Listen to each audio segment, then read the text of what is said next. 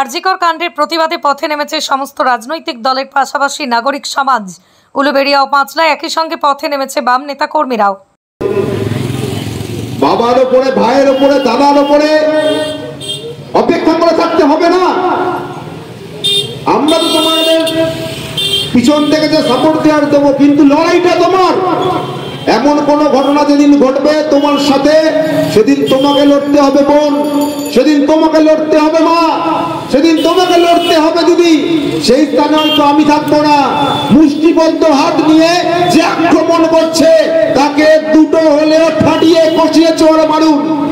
বাসে, ট্রেনে, ট্রামে, রাস্তায় ঘাটে, কলেজে, প্রান্তরে, যেখানেই হোক প্রতিবাদ হোক আপনার মধ্য দিয়ে, এই নারী জাতির মধ্য দিয়ে।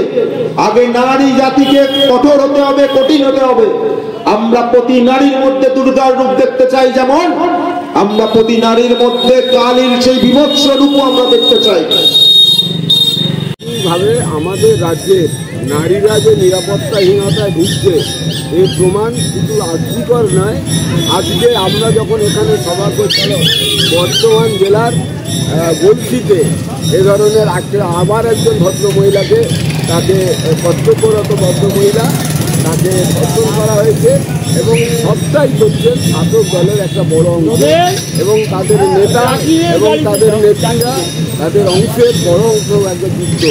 এবং সেই কারণেই তো মুখ্যমন্ত্রী বলছেন যে রাস্তায় নামছেন, তিনি বলছেন যে আমাদের ফাঁসি চাই।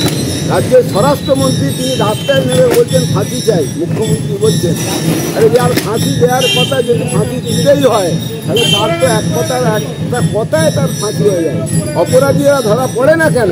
কেন সিবিআই আপনার হাইকোর্টকে, মানে হাইকোর্টের প্রধান বিচারপতিকে বলতে হয় যে সিবিআই এই মামলা তদন্ত করবে? আর যদি না করতো, দেখতেন ওখানকার যে সুপার সন্দীপ ঘোষ, তিনি তাকে অলরেডি লুকাওয়ার চেষ্টা করা হচ্ছিল, যে দেশ ছেড়ে চলে যাওয়ার চেষ্টা হচ্ছিল। সিবিআই নাম ফরিদ মোল্লা, আমি ফরওয়ার্ড ব্লকের স্টেট কমিটির মেম্বার। ব্যুরো রিপোর্ট, আমার কলম।